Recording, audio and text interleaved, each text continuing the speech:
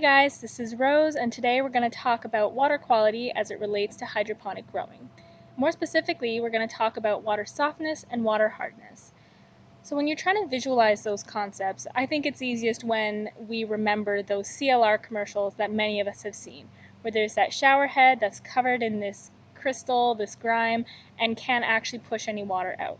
Well, that's essentially what hard water can do to a hydroponic system.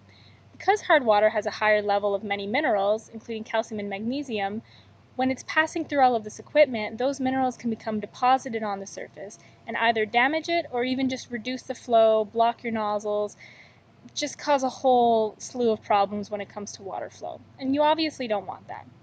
But hard water can also cause problems when it comes to plant health. So when you think about that nutrient solution, right, you have that reservoir at the bottom of your tower, you've added your AB formula into it, now you have this solution that has a whole lot of ions floating around in there, ready to be taken up by the plant. When you're using hard water, you now have a whole bunch of other ions in. You have extra calcium, magnesium, and all of these other minerals, which are now competing with the minerals you actually want. So with plants, you have those three big ones, right? You have your nitrogen, potassium, and phosphorus. And those are the ones that the plant generally needs in higher amounts. So when your solution is passing over the plant roots, the roots are trying to take up those nutrients. And if it has to compete with all of these extra ions, it can make it difficult for the plant to actually take that up. And a lot of that relates to pH as well. In a hydroponic system, you generally want a pH of 5.5 to 6.5.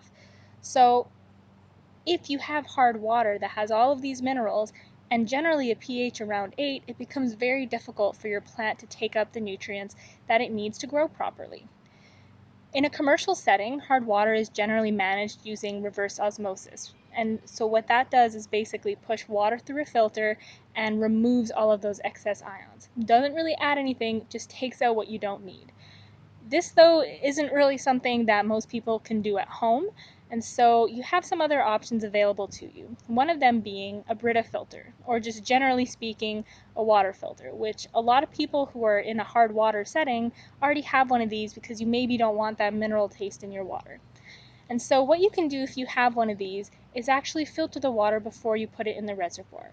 But to be clear, Brita or these filters, they're not necessarily water softeners. That's not their claim to fame, but it does remove some of the minerals and can actually reduce that hardness level in your water. So it's helpful, but it's not necessarily going to be like a reverse osmosis that takes everything out, you know?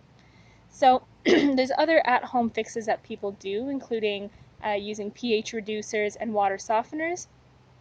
pH reducers, as it mentions, will basically drop that pH lower, while water softeners will bind some of that calcium and magnesium, basically make it unavailable.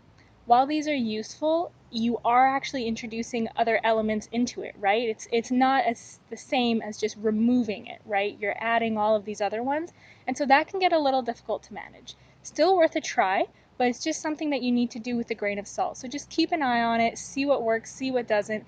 If you can, record the different levels that you've added into your water until you find a good sweet spot that works for you.